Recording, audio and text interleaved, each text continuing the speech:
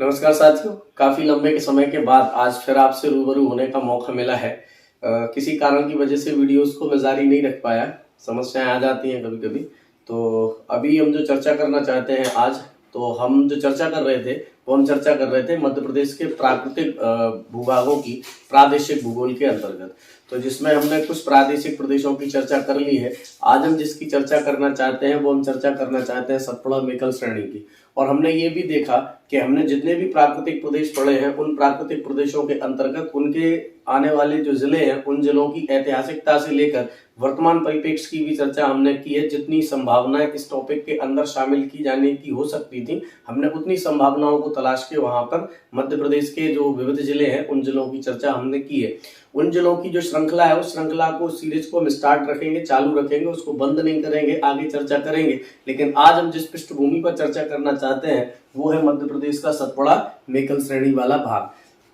तो हम शुरू करते हैं इस विषय पर चर्चा सतपुड़ा मेकल श्रेणी प्रदेश की। तो देखो यहाँ पर हेडिंग डली है सतपुड़ा मेकल श्रेणी। अब देखो सबसे पहले हम जो करते हैं वही करेंगे। कहने का मतलब कोई भी प्राकृतिक प्रदेश की हम सबसे पहले भौगोलिक स्थिति को जानते हैं, तो हम भौगोलिक स्थिति को जानने की कोशिश करेंगे कि मध्य प्रदेश के नक्शे के अंदर अगर हम इसको देखने की कोशिश करें तो हमें कहाँ पर सतपुड़ा मेकल श्रेणी दिखेगा। तो देखो हमने ये कोशिश की है सतपुड़ा मेकल श्रेणी को बनाने की। देखो कभी भी कोई भी बोर्ड पे अगर ड्रॉ करते हैं तो बिल्कुल एक्यूरेट तो नहीं होता, लेकिन लगभग लगभग ऐसा होता है कि वो ऐसा होगा और यहाँ से हमारा एक आइडिया, एक अनुमान बन जाता है और हमें एक चीजों को समझने में थोड़ी आसानी हो जाती है। तो पूरी एक्यूरेसी नहीं होती कि जैसा है वैसा बना दिया जाए, लगभग वैसा बना दिया जाएगा। तो लगभग हमने वैसा ही बनाने की कोशिश की है, यहाँ से आपको आइडिया मिलेगा। तो देखो इसको ऊपर वाला जो है मध्य प्रदेश उसको हमने छोड़ दिया है क्योंकि उसकी यहाँ पे जरूरत नहीं थी, जिसकी जरूरत थी उसको शामिल हमने किया है। तो देखो यहाँ पर हमने एक जिला लिखा है अलीराजपुर और यहाँ पर एक जिला लिखा है क्या, अनूपपुर। ये जो जिला है ये जिला है बड़वानी और ये जो जिला है ये जिला है बालाघाट। कहने का मतलब अलीराजपुर के दक्षिण से बड़वानी को शामिल करते हुए अगर हम पश्चिम से पूर्व की ओर बढ़ते हैं, पश्चिम से पूर्व की ओर बढ़ते हैं और अनूपपुर तक जाते हैं तो इस तरफ वाला यहां से लेके यहां तक का जो प्राकृतिक प्रदेश है, इस प्राकृतिक प्रदेश को सतपुड़ा मेकल श्रेणी के नाम से जाना जाता है। इसमें दो नाम है, एक सतपुड़ा है और एक मेकल है। तो सतपुड़ा मेकल श्रेणी के नाम से जाना जाता है मध्य प्रदेश के इतने हिस्से को। तो ये हमारे मध्य प्रदेश के नक्शे में हमें ये जिलों के आधार पर हम देख सकते हैं। अगर हम मध्य प्रदेश के डायरेक्शन के हिसाब से देखें तो ये मध्य प्रदेश का दक्षिणी क्या है, प्राकृतिक प्रदेश है। कहने का मतलब ये है कि ये मध्य प्रदेश का सबसे दक्षिणी प्राकृतिक प्रदेश है और ये मध्य प्रदेश की दक्षिणी सीमा का क्या करता है, निर्धारण करता है क्या, सतपुड़ा मेकल श्रेणी। अगली बात, अब देखो ये इसका क्या है, यहाँ पर ये लोकेट होता है और हम वर्तमान में मध्य प्रदेश के बड़वानी को देखें, हम अगर खंडवा देखें, हम अगर खरगोन देखें, बुरहानपुर है, बैतूल है, होशंगाबाद है, नरसिंहपुर का आंशिक भाग है, ठीक है, बालाघाट है, डिंडोरी है, मंडला है, ठीक है। तो इधर वाले जो डिडोरी मंडला वाला जो अनूपपुर तक वाला जो बेल्ट है ये पूरा का पूरा काय में शामिल, इसका पूर्णता और अंशता भाग काय में आता है। तो हम कहेंगे कि ये पूर्णता और अंशता भाग मध्य प्रदेश के सतपुड़ा मेकल श्रेणी वाले भाग के जिले हैं। तो ये इस तरीके से इन जिलों की अगर हम चर्चा करेंगे तो ये जिले का सीधा सा मतलब है कि हम सतपुड़ा मेकल श्रेणी की चर्चा कर रहे हैं, ठीक है, यहाँ तक कोई दिक्कत। अब इसके बाद हम ये देखते हैं कि सतपुड़ा मेकल श्रेणी की अवस्थिति मध्य प्रदेश में कहां पर है। तो हम कह चुके हैं कि मध्य प्रदेश के सबसे दक्षिणी भूभाग है कौन से, सतपुड़ा मेकल श्रेणी। और ये मध्य प्रदेश की दक्षिणी सीमा का क्या करते हैं, निर्धारण भी करते हैं सतपुड़ा मेकल श्रेणी प्राकृतिक प्रदेश जो है वो, ठीक है। अब देखो अब हम बात करते हैं इसके विस्तार की। तो इसके विस्तार की अगर बात करें तो ये मध्य प्रदेश में पश्चिम से पूर्व, याद क्या रखना है, पश्चिम से पूर्व, ठीक है। तो ये मध्य प्रदेश में पश्चिम से पूर्व की ओर, पश्चिम से पूर्व की ओर क्या है, इसका विस्तार पाया जाता है। इसका विस्तार मध्य प्रदेश में कहाँ है, तो हम कहेंगे पश्चिम से पूर्व की ओर इसका क्या पाया जाता है, विस्तार पाया जाता है। पूर्व से पश्चिम नहीं कह रहा हूं मैं कह रहा हूं पश्चिम से पूर्व की ओर इसका विस्तार मध्य प्रदेश में पाया जाता है। और पूरा का पूरा जो भूभाग है सतपुड़ा मेकल श्रेणी, इसकी शुरुआत होती है गुजरात से। इसकी शुरुआत कहां से होती है, गुजरात से। और ये गुजरात से लेकर छत्तीसगढ़ राज्य तक क्या है, इसका विस्तार पाया जाता है। कहां तक पाया जाता है, छत्तीसगढ़ राज्य तक इसका विस्तार पाया जाता है। इसकी जो लंबाई है, लंबाई में अगर हम पश्चिम से पूर्व की ओर लंबाई देखें तो लगभग 900 वर्ग किलोमीटर की लंबाई में ये फैला हुआ है क्या, सतपुड़ा मेकल श्रेणी। ठीक है, तो पहली बात अगर विस्तार की बात की जाए तो हमने कहा कि ये मध्य प्रदेश के कहां पर है, दक्षिण में है, और पश्चिम से पूर्व की ओर क्या है, ये इसका विस्तार पाया जाता है। गुजरात से शुरू होता है, और गुजरात में भी कहां से शुरू होता है, भरूच से। गुजरात में कहां से शुरू होता है, भरूच से, और ये कहां तक जाता है, छत्तीसगढ़ तक। कुल लंबाई की अगर बात करें तो 900 किलोमीटर के लगभग एरिया इसका विस्तार पाया जाता है। दूसरी बात अगर देखा जाए तो देखो यहाँ पर ऊपर जो है ये है नर्मदा नदी की घाटी। ये क्या है, नर्मदा नदी की घाटी। इसको मैंने बनाने की कोशिश की है कि ये बीच वाली जो है ये नर्मदा नदी की घाटी है, और इधर ये जो आप नीला नीला देख रहे हैं इधर मैंने लिखा है क्या, ताप्ती, तो ये ताप्ती नदी की घाटी है। तो कहने का मतलब ये हुआ कि इसका विस्तार नर्मदा नदी, इसका विस्तार नर्मदा नदी घाटी, इसका जो विस्तार है वो नर्मदा नदी घाटी के दक्षिण में, नर्मदा नदी घाटी के काय में है, दक्षिण में। और जब हम बात करें तो ये ताप्ती नदी घाटी, काय के, ताप्ती नदी घाटी, ताप्ती नदी घाटी के काय में है, उत्तर में। तो ताप्ती नदी घाटी के उत्तर में है। कहने का मतलब ये कि इसका जो विस्तार पाया जाता है वो दो भ्रंश घाटियां हैं, क्योंकि ये दोनों की दोनों कैसी घाटियां हैं, भ्रंश। ये दोनों की दोनों कैसी घाटियां हैं, भ्रंश घाटियां। तो इसका मतलब ये हुआ कि इसका जो विस्तार है वो नर्मदा भ्रंश घाटी और ताप्ती भ्रंश घाटी के बीच में है। कहने का मतलब ये दो भ्रंश घाटियों के बीच का प्राकृतिक प्रदेश है सतपुड़ा मेकल श्रेणी। क्लियर। अब हम बात करें इसके क्षेत्रफल की कि इसका जो क्षेत्रफल है वो क्षेत्रफल कितना है। तो इसके क्षेत्रफल की जब हम बात करें तो ये लगभग 34,000 वर्ग किलोमीटर क्षेत्रफल में, मध्य प्रदेश के कुल क्षेत्रफल में इसका जो एरिया है वो कितना है, 34,000 वर्ग किलोमीटर, जो मध्य प्रदेश के संपूर्ण भौगोलिक भूभाग का कितना हो जाता है, लगभग 11%। कितना हो जाता है, लगभग 11%। इससे बड़ा जो प्राकृतिक भूभाग है वो है 26% के साथ कौन सा, नर्मदा सोन की घाटी। और इससे बड़ा जो भूभाग है वो कौन सा है, 28% के साथ मालवा। इसका मतलब ये मध्य प्रदेश का तीसरा सबसे बड़ा क्या है, प्राकृतिक प्रदेश है, कौन सा, सतपुड़ा मेकल श्रेणी। क्लियर। तो सतपुड़ा मेकल श्रेणी मध्य प्रदेश का तीसरा सबसे बड़ा क्या है, प्राकृतिक प्रदेश है। ये बात आपको याद रखना है। इसके बाद अगर देखा जाए सतपुड़ा मेकल श्रेणी के बारे में, तो सतपुड़ा मेकल श्रेणी मध्य प्रदेश के सबसे ऊंचे भूभाग है। सतपुड़ा मेकल श्रेणी मध्य प्रदेश के क्या है, तो हम कहेंगे ये मध्य प्रदेश के सबसे ऊंचे क्या है, भूभाग है। पहली बात, ये मध्य प्रदेश के सबसे ऊंचे क्या है, भूभाग है। दूसरी बात, ये मध्य प्रदेश के सबसे ज्यादा चोटियों वाले, कहेंगे ये मध्य प्रदेश के सबसे ज्यादा चोटियों वाले भूभाग है। मतलब इसमें मध्य प्रदेश की सबसे ज्यादा क्या पाई जाती हैं, चोटियां पाई जाती हैं। तो ये सबसे ज्यादा चोटियों वाले भूभाग है। तीसरी बात, ये मध्य प्रदेश के सर्वाधिक कटे फटे, ये मध्य प्रदेश के सर्वाधिक कटे फटे क्या है, भाग है।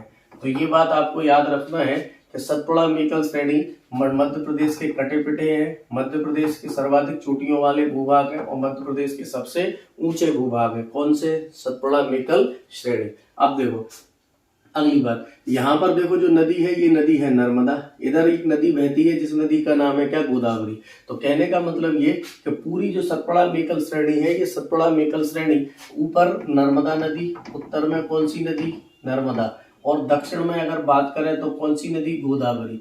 तो नर्मदा नदी और गोदावरी नदी के बीच एक जल द्विभाजक का क्या करते हैं, जल विभाजक का कार्य करता है क्या, सतपुड़ा मेकल श्रेणी।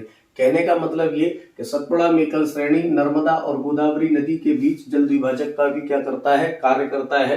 तो ये भी आपसे एग्जाम में सवाल पूछा जा सकता है। तो इतनी बात आपको याद रखना है किसके बारे में, सतपुड़ा मेकल श्रेणी के एक बेसिक जानकारी है ये सतपुड़ा मेकल श्रेणी की। क्लियर। तो हमने यहाँ तक क्या जाना कि सतपुड़ा जो मेकल श्रेणी है ये मध्य प्रदेश के सबसे दक्षिणी भूभाग है, जो मध्य प्रदेश की दक्षिणी सीमा का निर्धारण करते हैं। यहाँ पर हमने ये भी जाना कि सतपुड़ा मेकल श्रेणी का जो विस्तार पाया जाता है वो नर्मदा नदी घाटी के दक्षिण में और ताप्ती नदी घाटी के उत्तर में पाया जाता है।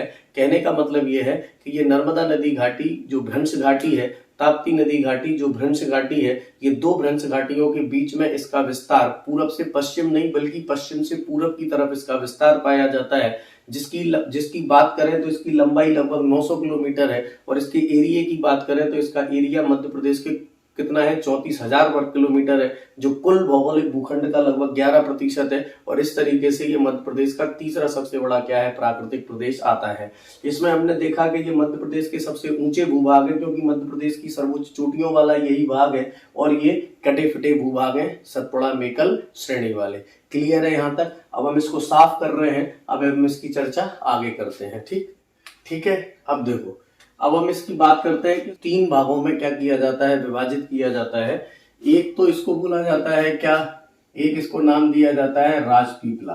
क्या नाम दिया जाता है? राजपीपला पर्वत श्रेणी। एक किस नाम से जाना जाता है? राजपीपला पर्वत श्रेणी के नाम से। दूसरा इसको जाना जाता है महादेव पर्वत श्रेणी के नाम से।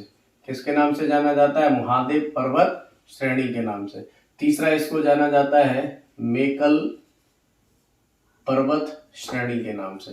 तो कहने का मतलब ये कि इसको 3 अलग अलग भागों में वर्गीकृत किया गया है, विभाजित किया गया है। किसको? इस पूरे के पूरे प्राकृतिक भूभाग को। तो कहने का मतलब ये कि जो सतपुड़ा मेकल श्रेणी है, इसको 3 भागों में क्या किया जाता है, विभाजित किया जाता है। एक राजपीपला, एक महादेव और एक मेकल।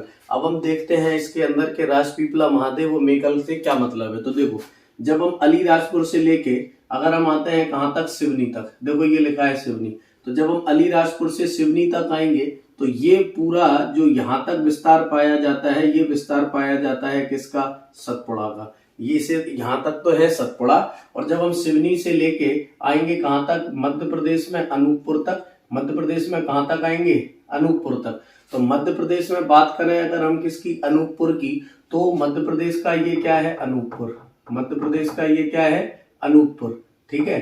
तो मध्य प्रदेश का अनूपपुर तक, और उधर छत्तीसगढ़ तक हमें नहीं जाना है, लेकिन मध्य प्रदेश के अनूपपुर तक अगर हम देखें तो इस तरीके से इसका विस्तार पाया जाता है। किसका?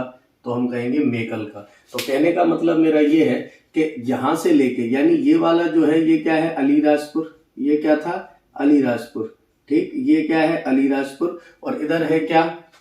अनूपपुर। और इधर है सिवनी। इधर क्या है? सिवनी। तो कहने का मतलब मेरा ये है कि अलीराजपुर से लेकर सिवनी तक, या फिर यहाँ पर जिला है बड़वानी, तो बड़वानी से लेकर सिवनी तक तो है पूरा का पूरा सतपुड़ा। और सिवनी से लेकर यहाँ तक का जो बेल्ट है, इसको जिस नाम से जाना जाता है वो है मेकल।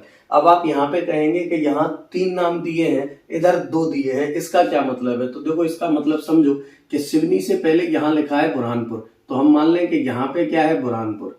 यहाँ पर क्या है? बुरहानपुर। तो ये है बुरहानपुर। तो कहने का मतलब ये है कि सिर्फ सतपुड़ा की अगर बात करेंगे तो इसको तो बोलेंगे कौन सा सतपुड़ा? इसको बोलेंगे पश्चिमी सतपुड़ा। इसको क्या बोलेंगे? पश्चिमी सतपुड़ा। और इसको बोलेंगे क्या? पूर्वी सतपुड़ा। इसको क्या बोलेंगे? पूर्वी सतपुड़ा। और ये तो मेकल है ही है। ये तो क्या है? ये तो मेकल है ही है। क्लियर?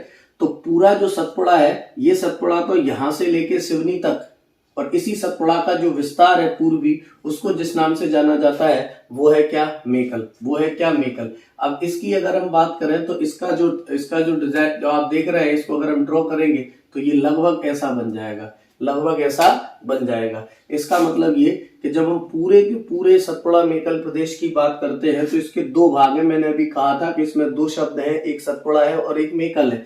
तो जब हम सिर्फ सतपुड़ा की बात करेंगे तो ये अलीराजपुर से लेकर सिवनी तक का जो इसका विस्तार मध्य प्रदेश में है वो सतपुड़ा है। और सतपुड़ा का जो पूर्वी विस्तार है उसको बोला जाता है क्या? मेकल। जब हम सिर्फ सतपुड़ा की बात करेंगे तो सतपुड़ा का ये वाला हिस्सा पश्चिमी सतपुड़ा कहलाएगा, और ये वाला हिस्सा क्या कहलाएगा? पूर्वी सतपुड़ा कहलाएगा। अब हम जब बात करेंगे काय की इस पूरे सतपुड़ा मेकल श्रेणी के परिप्रेक्ष्य में, तो जो पूर्वी सतपुड़ा है, इसी पूर्वी सतपुड़ा को कहा जाता है क्या? राजपीपला। इसी पूर्वी सतपुड़ा को क्या कहा जाता है? राजपीपला। और ये पूर्वी नहीं, सॉरी, पश्चिमी। और ये जो पूर्वी सतपुड़ा है, इस पूर्वी सतपुड़ा को बोला जाता है क्या? महादेव पर्वत। क्या बोला जाता है? महादेव पर्वत श्रेणी। तो ये है राजपीपला और ये है महादेव पर्वत श्रेणी। कहने का मतलब जो पूर्वी सतपुड़ा है वो महादेव पर्वत श्रेणी है, जो पश्चिमी सतपुड़ा है वो राजपीपला है। और इधर वाले बेल्ट को जिस नाम से जानते हैं वो है मेकल। और जब हम इनके परिप्रेक्ष्य में बात करते हैं तो ये 3 नाम होते हैं, एक राजपीपला, एक महादेव और एक कौन सा? मेकल श्रेणी।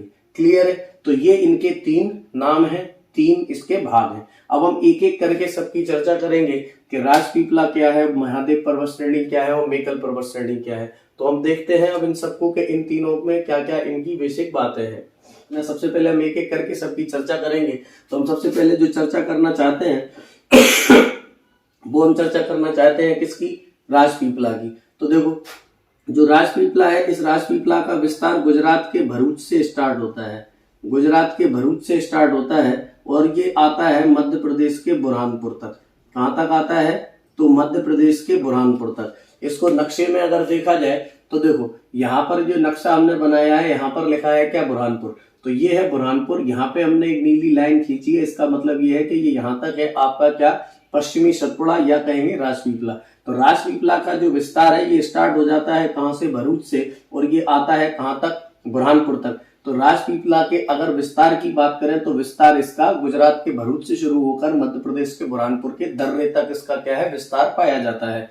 दूसरी बात अगर देखा जाए इसके बारे में कि जो इसका नाम पड़ा है राजपीपला, ये राजपीपला किसके नाम पर पड़ा है, तो राजपीपला गुजरात में, गुजरात का जिला है गांधीनगर। तो गांधीनगर का एक नगर है जिसका नाम है राजपीपला, उसी नगर के नाम पर इसका नाम पड़ा क्या, राजपीपला। और यहाँ पर राजपीपला नगर की जो पहाड़ियां हैं उन पहाड़ियों का नाम पड़ गया क्या, राजपीपला पहाड़ियां। तो राजपीपला पहाड़ियों के नाम पर पश्चिमी सतपुड़ा का नाम पड़ा राजपीपला पर्वत श्रेणी। क्या नाम पड़ा, राजपीपला पर्वत श्रेणी। तो ये राजपीपला पर्वत श्रेणी जो है वो यहाँ पर है, क्लियर है। दूसरी बात, राजपीपला जो पर्वत श्रेणी है, राजपीपला पर्वत श्रेणी को आप देख रहे हैं ये यहाँ से चौड़ा होकर धीरे धीरे धीरे धीरे सकरा होता हुआ आया है। तो राजपीपला पर्वत श्रेणी पूरे के पूरे सतपुड़ा मेकल श्रेणी का सबसे सकरा भूभाग है। हम कहेंगे कि ये सबसे कैसा है, सकरा है। तो सबसे सकरा भाग है, सबसे सकरा भाग है क्या है का, सतपुड़ा मेकल श्रेणी का। तीसरी यहाँ की जो बात है मेन, वो बात क्या है, वो ये कि ये पूरे सतपुड़ा मेकल श्रेणी का सर्वाधिक, पूरे सतपुड़ा मेकल श्रेणी का सर्वाधिक प्रपाती कगार वाला प्रदेश है। मतलब जो राजपीपला पर्वत श्रेणी है, ये राजपीपला पर्वत श्रेणी सर्वाधिक प्रपाती कगार वाला प्रदेश है किसका, तो सतपुड़ा मेकल श्रेणी का। प्रपाती कगार की चर्चा हमने कई बार की है। प्रपाती कगार का मतलब होता है क्या, ढालू प्रदेश। तो ये ढालू प्रदेश है सर्वाधिक किसका, सतपुड़ा मेकल श्रेणी का। तो पूछा जाए कि ये कैसा है तो आप कहेंगे कि ये प्रपाती कगार वाला प्रदेश है। पूरे सतपुड़ा की बात नहीं कर रहे हैं, केवल पश्चिमी सतपुड़ा की बात कर रहे हैं, यानी जो हम बात कर रहे हैं वो राजपीपला पर्वत श्रेणी की बात कर रहे हैं, क्लियर। तो ये सर्वाधिक क्या है, प्रपाती कगार वाला भूभाग है। जब हम बात करेंगे किसकी, जब हम ये देखें कि इसके अंतर्गत क्या क्या शामिल है, तो देखो इसके अंतर्गत शामिल होती है, देखो मैंने इधर लिख रखी है, ये चोटी है चूलगिरी, ठीक है। ये चूलगिरी कहां पर है, बड़वानी में। ये चूलगिरी यहाँ, इसमें शामिल क्या क्या है, तो इसमें शामिल है चूलगिरी, और चूलगिरी जो है वो कहां पर है, बड़वानी में, ठीक है। चूलगिरी कहां पर है, बड़वानी में। यहाँ पर शामिल है बड़वानी की पहाड़ियां, इसमें शामिल क्या है, बड़वानी की पहाड़ियां। तो बड़वानी की जो पहाड़ी या शिखर है वो भी कहां पर है, बड़वानी में, वो भी कहां पर है, बड़वानी में, ठीक है। यहीं पर है अखरानी की पहाड़ियां, कौन सी, अखरानी की पहाड़ियां। अखरानी की पहाड़ियां भी कहां पर है, बड़वानी में। अखरानी की पहाड़ियां भी कहां पर है, बड़वानी में। तो कहने का मतलब इसमें बड़वानी की चूलगिरी, बड़वानी की क्या, अखरानी पहाड़ियां इसके अंतर्गत आती हैं। काय के अंतर्गत, तो हम कहेंगे कि ये सब आती हैं पश्चिमी सतपुड़ा या राजपीपला पर्वत श्रेणी के अंतर्गत, इनका नाम रखा जाता है। अगली अगर हम पहाड़ियों की बात करें तो यहाँ पर पाई जाने वाली असीरगढ़ की पहाड़ी, कौन सी पहाड़ी, असीरगढ़ की पहाड़ी कहां पर है, तो ये पहाड़ी है बुरहानपुर में। कहां पर है, बुरहानपुर में। तो बुरहानपुर तक तो इसका विस्तार है ही, तो असीरगढ़ की बुरहानपुर पहाड़ी भी काय के अंतर्गत गिनी जाती है। तो हम कहेंगे कि ये पश्चिमी सतपुड़ा या राजपीपला के अंतर्गत गिनी जाती है। इसी के अंतर्गत अगर हम बात करें तो बीजागढ़ की पहाड़ी, कौन सी, बीजागढ़। तो जो बीजागढ़ की पहाड़ी है, ये बीजागढ़ की पहाड़ी का विस्तार पाया जाता है खरगोन जिले में। तो ये खरगोन की जो बीजागढ़ है वो भी काय के अंतर्गत गिनी जाती है। तो हम कहेंगे ये पश्चिमी सतपुड़ा या राजपीपला के अंतर्गत इनको रखा जाता है। अगली अगर हम बात करें तो हम बात करेंगे किसकी, तो देखो ये पहाड़ियां हैं कौन कौन सी, चूलगिरी, बड़वानी, अखरानी, असीरगढ़, बीजागढ़। ये सारी की सारी पहाड़ियां, और अलीराजपुर की जो पहाड़ियां हैं जिनका नाम है क्या, तो जिनका नाम है मथवार की पहाड़ियां, जिनका नाम क्या है, मथवार की पहाड़ियां। ये सारी की सारी पहाड़ियां मध्य प्रदेश के जिस प्राकृतिक प्रदेश के अंतर्गत आती हैं वो प्राकृतिक प्रदेश है सतपुड़ा मेकल श्रेणी। और सतपुड़ा मेकल श्रेणी के जिस भाग के अंतर्गत आती हैं वो भाग है क्या, राजपीपला पर्वत श्रेणी। तो ये सारी की सारी पहाड़ियां इसके अंतर्गत, इस भाग के भूभाग के अंतर्गत आती हैं। ठीक है, अब इनको मैप में देखने की अगर हम कोशिश करें कौन सी कहां पर है, तो देखो यहाँ पर हमने ये कोशिश की है बनाने की। तो देखो ये है चूलगिरी, यहाँ पर बनी है। ये है दूसरे नंबर पे आप देख रहे हैं ये वाली, ये है क्या, बड़वानी की पहाड़ी। बड़वानी के पहाड़ी के पूर्व में बढ़ते हैं तो बीजागढ़ मिलती है। बीजागढ़ के पूर्व में अखरानी मिलती है। अखरानी के पूर्व में क्या मिलती है, असीरगढ़ मिलती है। ये सारी की सारी पहाड़ियां काय के अंतर्गत आती हैं, तो राजपीपला पर्वत श्रेणी के अंतर्गत आती हैं। राजपीपला पर्वत श्रेणी का भाग है। इतनी बात आपको याद रखना है। इसके बाद अगर देखें इस पूरे के पूरे किसके अंतर्गत, राजपीपला के अंतर्गत। तो राजपीपला में नर्मदा नदी के बीच, काय के बीच, नर्मदा और ताप्ती, नर्मदा और ताप्ती, इन नर्मदा और ताप्ती नदियों के बीच एक मैदान पाया जाता है और इस मैदान को बोला जाता है निमाड़ का मैदान। क्या बोला जाता है, निमाड़ का मैदान। तो जो निमाड़ का मैदान है, ये निमाड़ का मैदान काय का भाग है, तो निमाड़ का मैदान राजपीपला पर्वत श्रेणी का भाग है। हमने देखो ये मैदान बनाने की कोशिश की है, ये आपको डार्क डार्क दिख रहा होगा और इधर हमने लिखा है निमाड़ का मैदान। तो यहाँ पर ये क्या मिलता है, निमाड़ का मैदान मिलता है, इसीलिए इसे कभी कभी निमाड़ प्रदेश के नाम से भी जाना जाता है। तो ये इसका एक उपनाम बन जाता है क्या, निमाड़ का प्रदेश। क्या नाम मिल जाता है, निमाड़ का प्रदेश। तो निमाड़ का ये क्या है, यहाँ पर प्रदेश मिलता है। इसके बाद यहाँ पर देखो ये ताप्ती नदी है, तो यहाँ पर एक मैदान और मिलता है जिसको ताप्ती का मैदान कहते हैं। काय का मैदान, ताप्ती का मैदान। तो ताप्ती का मैदान भी कहाँ मिलता है, तो ये भी राजपीपला पर्वत श्रेणी के अंतर्गत आता है और इसका जो अधिकांश विस्तार है वो कहाँ पर है, महाराष्ट्र में है। किसका, ताप्ती के मैदान का। लेकिन ये है आता काय के अंतर है, तो ये राजपीपला के अंतर्गत आता है। इतनी बात समझ में आ गई क्या। तो ये सारे के सारे भूभाग काय के अंतर्गत आएंगे, तो हम कहेंगे राजपीपला पर्वत श्रेणी के अंतर्गत इन्हें गिना जाता है। तो अब हम अगली बात करते हैं कि राजपीपला पर्वत श्रेणी का जो निर्माण है वो काय से हुआ है। तो देखो जो पूरा ये वाला बेल्ट है यहाँ तक का, इस पूरे के पूरे बेल्ट में दक्कन ट्रैप की चट्टानें मिलती हैं। काय की चट्टानें मिलती हैं, दक्कन ट्रैप।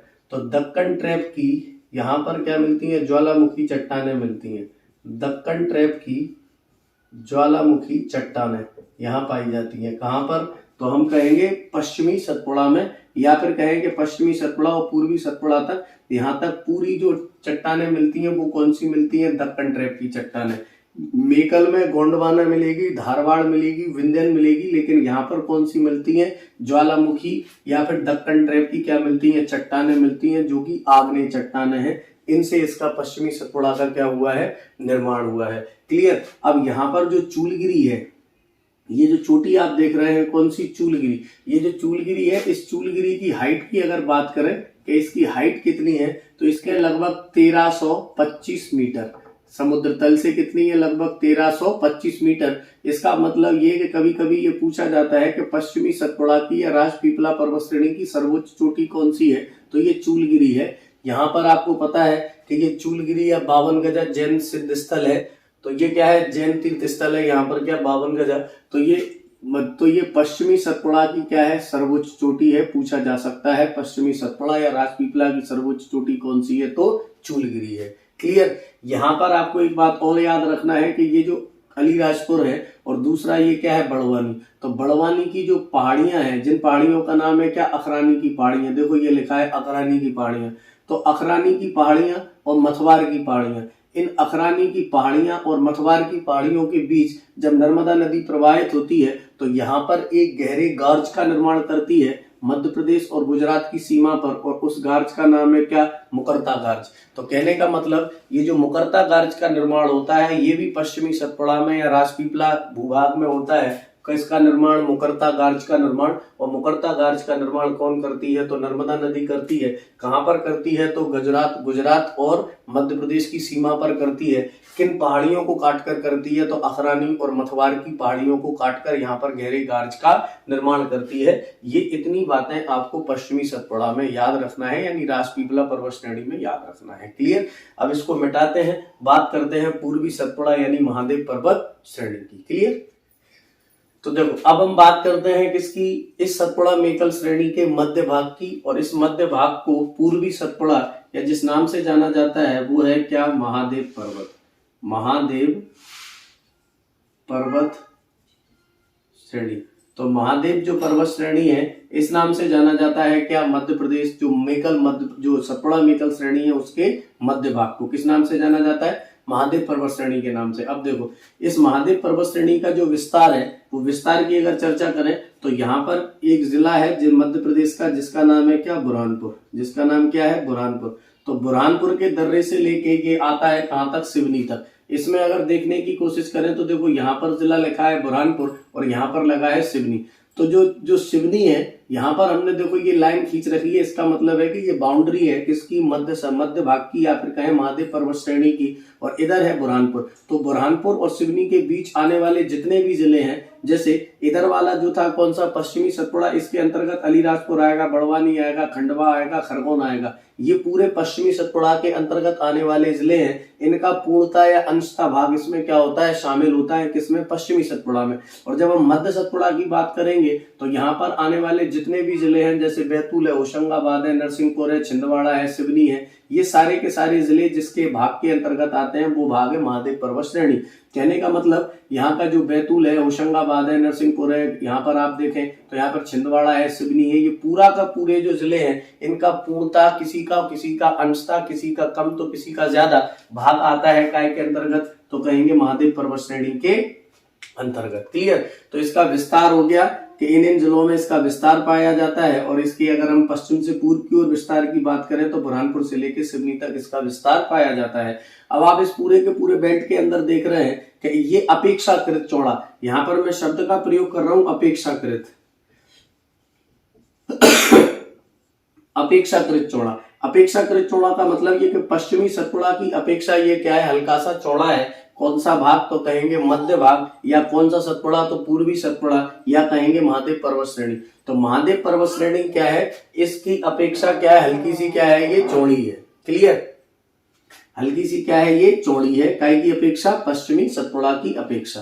क्लियर। आगे देखो अब इसके बाद अगर हम इसकी दूसरी बात करें तो इस पूरे के पूरे पूर्वी सतपुड़ा या महादेव पर्वत श्रेणी के अंतर्गत कुछ भूभाग शामिल हैं। उन भूभागों में कौन कौन सी, तो देखो सबसे पहले कुछ यहाँ पर क्या है, पहाड़ियां शामिल। इस पूरे के पूरे महादेव पर्वत श्रेणी के अंदर कुछ पहाड़ियां शामिल हैं। उन पहाड़ियों में से एक पहाड़ी का नाम है ग्वालीगढ़ पहाड़ी। क्या नाम है, ग्वालीगढ़ पहाड़ी। इसके अंतर्गत अगर बात करें तो इसमें शामिल है कौन सी, धूपगढ़ की चोटी। इसी के अंतर्गत आती है कौन सी चोटी, धूपगढ़ की चोटी। इसी के अंतर्गत आती है चौरागढ़ की चोटी। कौन सी चोटी आती है, चौरागढ़ की चोटी। तो चौरागढ़ की चोटी इसी का भाग है, ग्वालीगढ़ इसी का भाग है, धूपगढ़ इसी का भाग है। इसके अंतर्गत अगर हम बात करें आगे तो इसमें आता है पठार जिसका नाम है भैंसादेही पठार। कौन सा पठार, भैंसादेही। इसी के अंतर्गत आता है छिंदवाड़ा का पठार। किसका पठार, छिंदवाड़ा का पठार। इसी के अंतर्गत आता है काय का पठार, सिवनी का पठार। इसी के अंतर्गत आता है काय का पठार, सिवनी का पठार। इसी भाग की अगर बात करें तो इसी के अंतर्गत आती है कान्ह प्लस पेंच नदी घाटी। कान्ह और पेंच नदी घाटी, ये सारे के सारे जो प्राकृतिक प्रदेश हैं ये काय के अंतर्गत आते हैं, मध्य सतपुड़ा या महादेव पर्वत श्रेणी के अंतर्गत। ग्वालीगढ़ का जो विस्तार है, ये ग्वालीगढ़ का विस्तार मध्य प्रदेश के कौन से जिले में है, तो कहेंगे ये मध्य प्रदेश के बैतूल जिले में है। क्या, ग्वालीगढ़ की पहाड़ियां। धूपगढ़ आपको पता है कि धूपगढ़ सबको पता है, धूपगढ़ कहाँ है, पंचमढ़ी में है। पंचमढ़ी कहाँ है, होशंगाबाद में है।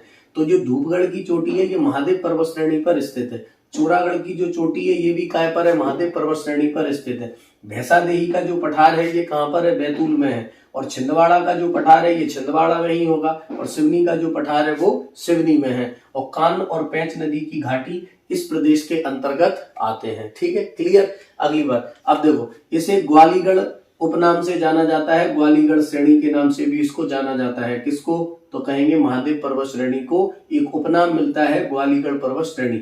जो धूपगढ़ की चोटी है, ये धूपगढ़ की चोटी के बारे में सबको पता है कि ये मध्य प्रदेश की सर्वोच्च चोटी है। और इस चोटी की जो लंबाई है वो कितनी है, समुद्र तल से 1352 मीटर के लगभग। चौरागढ़ ये है, ये मध्य प्रदेश की दूसरी सर्वोच्च चोटी है और दूसरी सर्वोच्च चोटी की जो लंबाई है वो कितनी है, लगभग 1326 मीटर।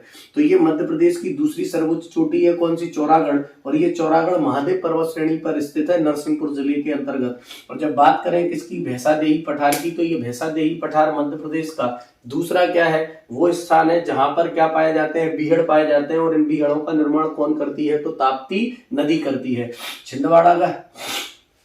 छिंदवाड़ा का पठार है, यहाँ पर सिवनी का पठार है। और जो कान और पेंच नदी की घाटी है, इन कान और पेंच नदी की घाटी में गोंडवाना शैल समूह पाया जाता है। कौन सा शैल समूह पाया जाता है, गोंडवाना शैल समूह। इस गोंडवाना शैल समूह से कोयले का क्या किया जाता है, उत्पादन किया जाता है, कोयला उत्पादित किया जाता है। कोयले का क्या किया जाता है, उत्खनन कराया जाता है। तो यहाँ से कोयला निकाला जाता है, कहां से, कान और पेंच नदी घाटी से। तो ये कान और पेंच नदी घाटी से जिस क्रम की चट्टानों से कोयला निकाला जाता है वो है गोंडवाना। और ये गोंडवाना क्रम की चट्टानों से निकाले जाने वाली जो कान नहीं है, सॉरी, ये कान्हान है।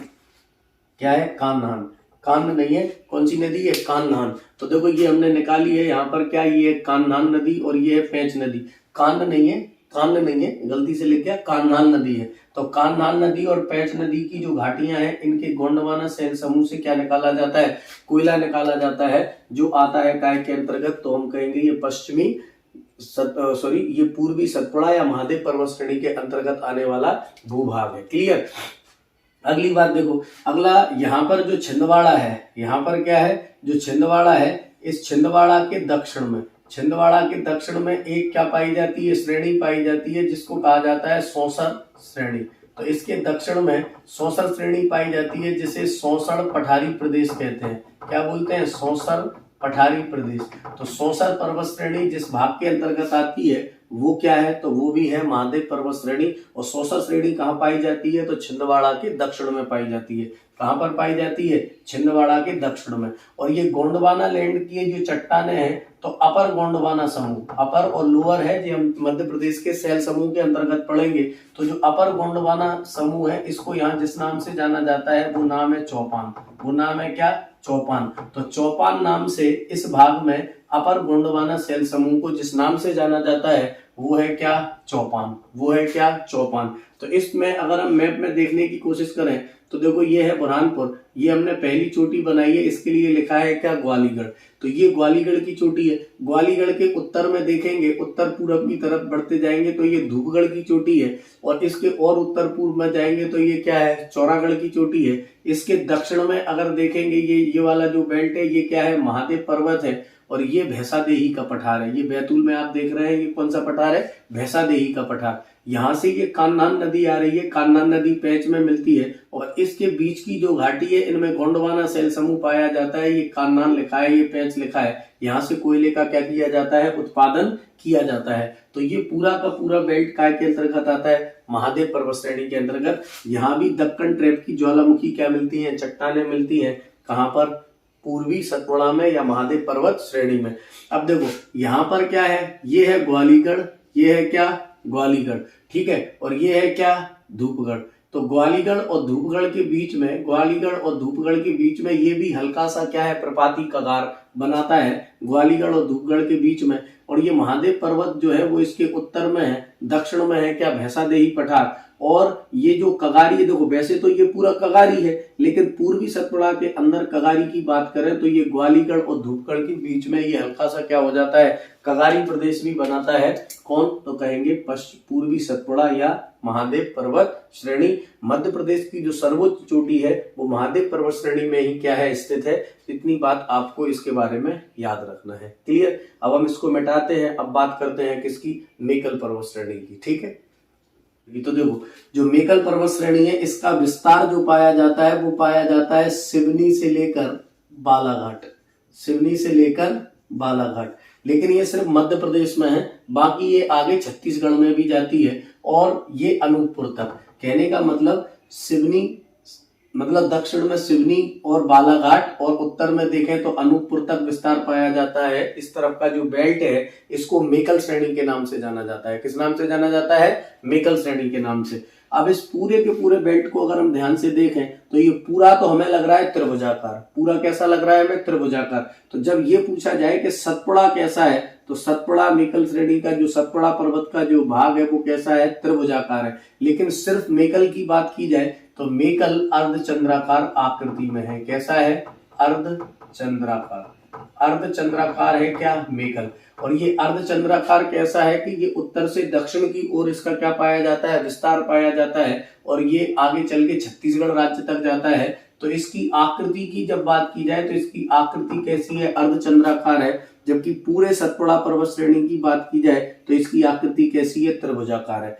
मेकल शुरू करने से पहले एक बात और बता दें कि जो सतपुड़ा मेकल श्रेणी है इसके अंतर जो सतपुड़ा पठार है, ये सतपुड़ा पठार का घर्षित पर्वत है।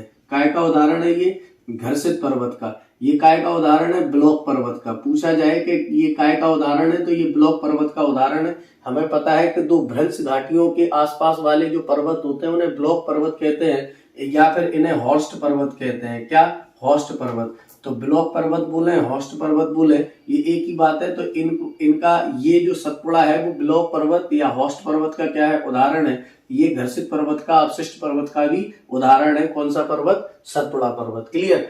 अब आते हैं वापस कहां पर, मेकल में। तो देखो सिवनी के बाद जो बालाघाट है, सिवनी के बाद जो बालाघाट है, मंडला है, डिंडोरी है, अनूपपुर है, ये पूरे के पूरे जिलों का अधिकांश किसी का अंशता भाग आता है मेकल पर्वत श्रेणी के अंतर्गत। मेकल पर्वत श्रेणी की जो आकृति है वो कैसी है, अर्धचंद्राकार है। और इसका जो निर्माण हुआ है वो निर्माण हुआ है कैसे, तो कहेंगे वो निर्माण हुआ है गोंडवाना लैंड की चट्टानों से। कैसे, गोंडवाना लैंड की यहाँ पर चट्टानें मिलती हैं। यहाँ पर धारवाड़ क्रम की भी चट्टानें मिलती हैं। कई की धारवाड़ क्रम की, यहाँ पर विंध्यन शैल समूह की भी क्या मिलती है, चट्टानें मिलती हैं। कुल मिलाकर यहाँ पर हमें गोंडवाना शैल समूह, धारवाड़ शैल समूह, विंध्यन शैल समूह की अपर्दित चट्टानें यहाँ पर मिलती हैं इस बेल्ट में। तो इस दृष्टि से मेकल अलग हो जाता है। क्यों, क्योंकि इधर हमें पूरे सतपुड़ा के पश्चिम में तो हमें दक्कन ट्रैप की ज्वालामुखी चट्टानें मिली हैं, और मेकल वाले भाग में हमें गोंडवाना लैंड, धारवाड़ और विंध्यन शैल समूह की क्या मिली है, यहाँ पर हमें चट्टानें मिली हैं। इतनी बात समझ आ गई। इस पूरे के अंतर्गत अगर हम मेकल के अंतर्गत अगर देखें तो यहाँ पर एक नदी प्रवाहित होती है, उस नदी का नाम क्या है, सोन। तो फिर ये सोन नदी के बीच, काय के बीच, सोन नदी के बीच और नर्मदा नदी के बीच क्या करता है, जल विभाजक का कार्य करता है। कौन, मेकल पर्वत। तो मेकल पर्वत, सोन नदी। सोन ऑप्शन में ना हो तो हम लगा सकते हैं महानदी। तो ये महानदी सोन और नर्मदा के बीच क्या करता है, जल विभाजक का कार्य करता है। और यहाँ पर छत्तीसगढ़ है, यहाँ पर मध्य प्रदेश है। इसका मतलब ये मध्य प्रदेश और छत्तीसगढ़ के बीच एक प्राकृतिक विभाजक रेखा के रूप में क्या है, ये खड़ा है। क्या, मेकल पर्वत श्रेणी, यानी मध्य प्रदेश और छत्तीसगढ़ के बीच ये एक प्राकृतिक रेखा है। कौन सी, मेकल श्रेणी। इन दोनों के बीच में, दोनों की सीमा पर स्थित है क्या, मेकल पर्वत। मेकल पर्वत। इस मेकल पर्वत की बात करें तो इस मेकल पर्वत की एक भुजा यहाँ से ऊपर की ओर जाती है, तो यहाँ पर ऊपर एक चोटी का निर्माण करती है, और इस चोटी का नाम है अमरकंटक। इस चोटी का नाम क्या है, अमरकंटक। और ऊपर है विंध्याचल। ये प्रश्न भी पूछा जा सकता है कि अमरकंटक किस चोटी का नाम है, तो उत्तर से आती है विंध्याचल पर्वत और नीचे से मेकल। दोनों विंध्याचल और अमरकंटक पर्वत, विंध्याचल और मेकल दोनों जहां पर मिलते हैं वहां उस चोटी का नाम है क्या, अमरकंटक। तो कहने का मतलब विंध्याचल और मेकल के मिलन बिंदु पर जो चोटी है उस मिलन बिंदु का नाम है अमरकंटक। और इसकी जो हाइट है वो लगभग 1048 मीटर है। कितनी है, 1048 मीटर। 1048 मीटर इसकी हाइट है। और ये मध्य प्रदेश में किसकी, मेकल श्रेणी की सर्वोच्च चोटी है क्या, अमरकंटक। तो पूछा जाए कि मध्य प्रदेश में मेकल की सर्वोच्च चोटी कौन सी है, तो कौन सी है, अमरकंटक। अब यहाँ पर मैं एक शब्द प्रयोग कर रहा हूँ क्या, मध्य प्रदेश में। ऐसा क्यों कह रहा हूँ, ऐसा इसलिए कह रहा हूँ कि छत्तीसगढ़ में एक चोटी है जिसका नाम है बदरगढ़। जिसका नाम क्या है, बदरगढ़। और ये बदरगढ़ छत्तीसगढ़ के जिस जिले में प्रदर्शित की गई है वो जिला है कौन सा, कबीरधाम। लेकिन ये प्रश्न पूछा गया था कब, तो ये प्रश्न पूछा गया था 2009 में आयोजित की गई छत्तीसगढ़ पीएससी में। छत्तीसगढ़ पीएससी में क्या था, ये सवाल था कि छत्तीसगढ़ में मेकल श्रेणी की सर्वोच्च चोटी कौन सी है। तो आयोग ने जो उत्तर माना था बदरगढ़। इस बदरगढ़ की जो हाइट है वो है कितनी, 1176। यानी मध्य प्रदेश में पूछे तो अमरकंटक, पूरी पूछे तो बदरगढ़। लेकिन इसके साथ एक बात ये है, आपको अगर बदरगढ़ मिले तो आप बदरगढ़ का भी थोड़ा सा ध्यान रखना है इस तरीके से, क्योंकि ये 2008 की जो परीक्षा थी, जो 9 में की गई थी, कहां पर, छत्तीसगढ़ में, वहां पर ये प्रश्न पूछा गया था और उसे उत्तर माना गया था बदरगढ़ को। इसीलिए बदरगढ़ भी उत्तर आ जाए तो इसको प्रश्न के हिसाब से आपको आंसर करना है। हालांकि बदरगढ़ नाम की कोई जगह का उल्लेख वहां पर नहीं मिला है, लेकिन फिर भी अगर ऐसा विकल्प फिर से मध्य प्रदेश की परीक्षाओं में दोहराया जाता है या कहीं आपको मिलता है तो बदरगढ़ याद रखना है कि बदरगढ़ सर्वोच्च चोटी है, लगभग कितनी है, 1176। लेकिन मध्य प्रदेश में कौन सी है, अमरकंटक। अधिकतर हमारा अमरकंटक से ही पाला पड़ना है और अमरकंटक ही हमारे समस्या का समाधान है, लेकिन फिर भी ये मैंने आपको याद रखने के लिए बता दिया कि बदरगढ़ भी आपको याद रखना है। तो ये हो गया पूरा का पूरा सतपुड़ा मेकल श्रेणी का परिचय। इस पूरे सतपुड़ा मेकल श्रेणी के अंतर्गत हमने देखा कि इसकी प्रकृति कैसी है, किससे इसका निर्माण हुआ है, कौन कौन से जिले इसके अंतर्गत आते हैं, और ये पूरा बेल्ट आता है आपका किसमें, तो हम कहेंगे मध्य प्रदेश के दक्षिणी भूभाग में। और ये मध्य प्रदेश के दक्षिणी प्रदेश की क्या करता है, तो कहेंगे ये दक्षिणी सीमा का निर्धारण करता है। क्लियर। अब एक बात और, जो मेकल है, यहाँ मेकल में एक जनजाति पाई जाती है बेगा, इसीलिए इसे बेगा जनजाति, इसे बेगा जनजाति का क्या कहा जाता है, घर कहा जाता है। ये उपनाम है किसका, मेकल पर्वत श्रेणी का। दूसरा, यहाँ से बहुत सी नदियां निकलती हैं, जैसे सोन निकलती है, जैसे गोपद निकलती है, जैसे नर्मदा निकलती है, ठीक है। तो यहाँ से सोन है, गोपद है, जोहिला है, ठीक है, बनास है, ये नदियां ज्यादा निकलती हैं, इसीलिए इसे मध्य प्रदेश का वाटर शेड या जल संभरण क्षेत्र के नाम से इसको जाना जाता है। तो पूछा जाए कि मध्य प्रदेश के किस प्राकृतिक प्रदेश को बेगा जनजाति का घर कहते हैं, मेकल को, किसको मध्य प्रदेश का वाटर शेड या जल संभर कहते हैं, तो वो किसे कहते हैं, मेकल को। कहां से मध्य प्रदेश की सर्वाधिक नदियां निकलती हैं, तो वो कहां से निकलती हैं, मेकल से। इतनी बात आपको मेकल की और याद रखना है। अब इस तरीके से हमने पूरे सतपुड़ा मेकल श्रेणी की चर्चा कर ली है। अब हम मिलेंगे अगली वीडियो में किसी नए मध्य प्रदेश के प्राकृतिक प्रदेश के साथ। तब तक के लिए